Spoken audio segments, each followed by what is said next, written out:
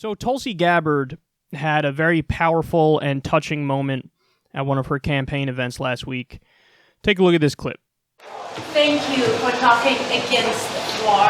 Thank you for bringing up the fact that Yemen is paying for what is going on in between the Saudi and the US. And I, as an Afghan American, have seen the effect of war. The Cold War that started in the 70s and 80s in between the Soviet and America, Afghans are still paying for it.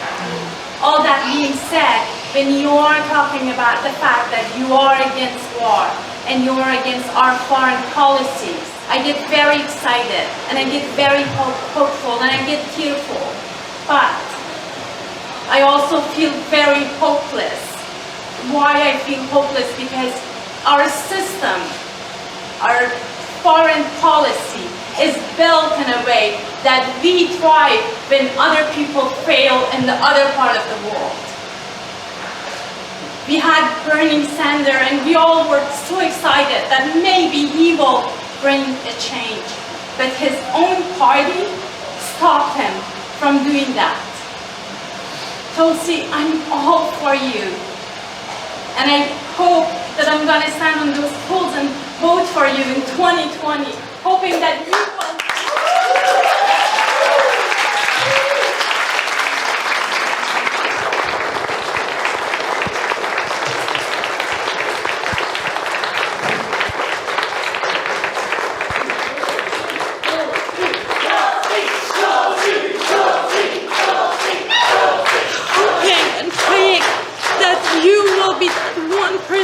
Who will make the change, who will bring the change, who will be the voice for the voiceless, who will be the person who can say that the war that we start here, the billions of dollars that we are spending on this war can go to our addicts, to the mental health, to our healthcare here in the States.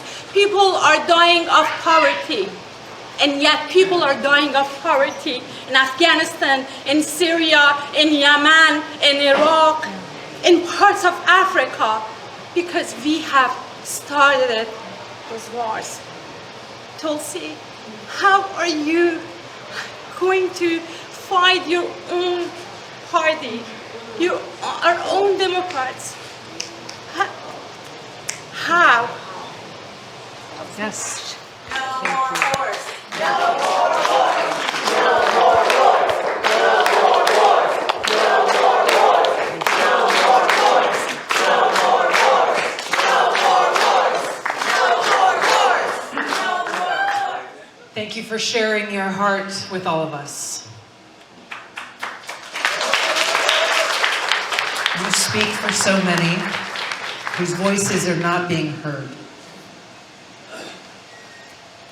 You have just laid out why I'm running for president. This is not a political ambition that I have had for myself. With the obstacles that are in place and the challenges that exist, it is because of the people that you're talking about, people whose lives are being impacted, that make me work tirelessly to run for president to bring about this change. We're not naive to the challenges that lay before us, or the obstacles that are placed ahead of us, or the smear tactics that are used against us. Yes, it's coming from within our own party. The most attacks I get are not from Republicans. They're from Democrats. They're from people in the mainstream media. They are from people in the foreign policy establishment that you're talking about, people who represent the interests of the military-industrial complex. But you know what?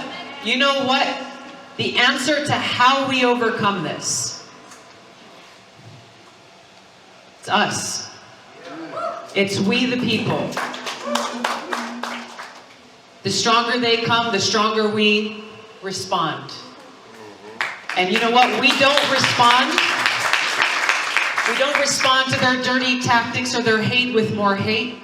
We respond with strength and love and our message of peace and humanity.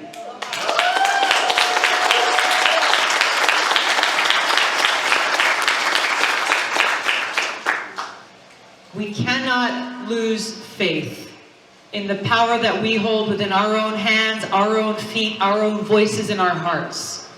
It is only when we reclaim our own voices and our own power in dictating the change in this country that we need to make that we can be successful. People will get into a lot of conversations about political tactics and how do we win this race and who's going to beat Donald Trump. Bluntly, I might get in trouble for saying this, what does it matter if we beat Donald Trump if we end up with someone who will perpetuate the very same crony capitalist policies, corporate policies, and waging more of these costly wars? This is why I'm running for president. This is not a joke. This is not for fun. This is not about me. It's about all of us. That was good. That was really good. So what she's doing, perhaps better than anybody, is she's linking the idea of ending our regime change wars. She's linking that with reinvestment at home. And that is a powerful message, because what it does is it takes two separate issues. Well, they appear separate, but it links them, and it makes them one. Because you get to say, why are we, like, what a waste to take all of our resources and all of our lives and civilian lives on the other side and waste all of that. Meanwhile, our country's crumbling, our workers are struggling, there's extreme poverty in this country. There's hookworm in rural parts of the South, which is basically a third world disease, and it's back because of our terrible infrastructure and terrible sewage system in certain places in this country that have not been developed properly. So she's taking issues that appear to be two separate issues, she's making it one issue, and that is a powerful message that resonates. Now, the other thing that she's doing, which I think is a wonderful idea, is she's taking on her own party.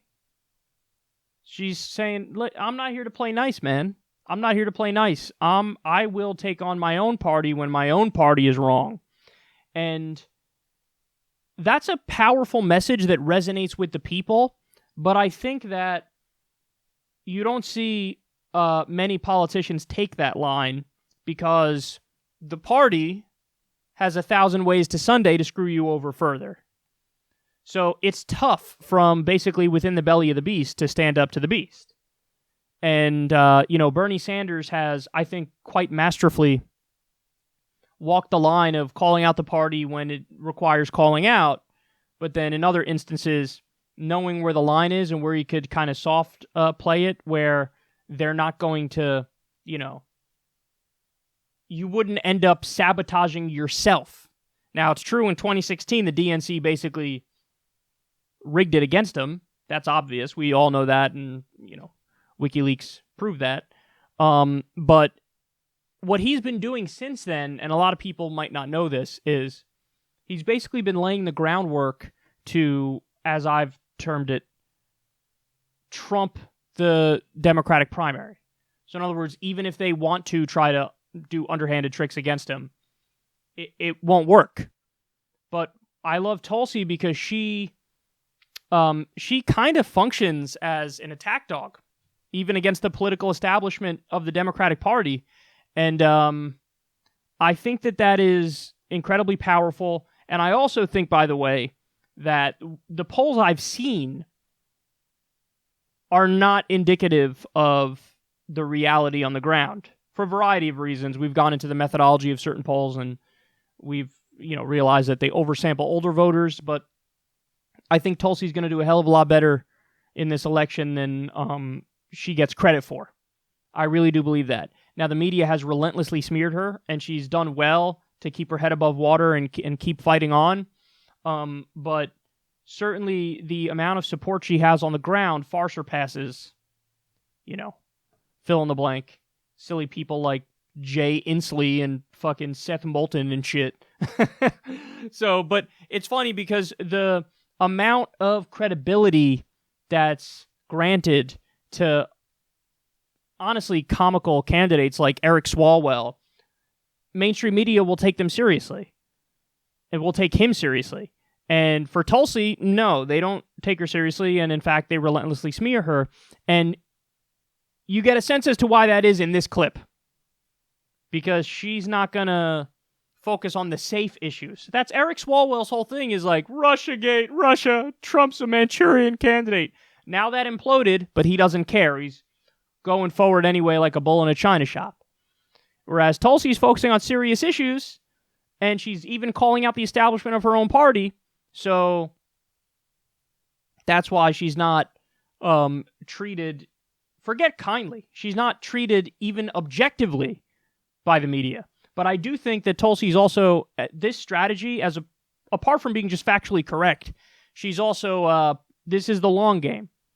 Because you know who was most known for this his entire career? Bernie Sanders. He's an independent. You know, super rare for an independent to win any kind of election in the U.S., but he did. He won in Vermont, and he always has called out not just the Republicans, but also the Democrats. And maybe that's one of the reasons why he's one of the most popular, he is the most popular politician in the country. So Tulsi's kind of paving that lane for herself here, and this was an amazing moment. Her commentary was great, and also it was very touching when she hugged this woman who obviously has experienced quite a bit and is obviously focused on the very important issues that are at stake in this election.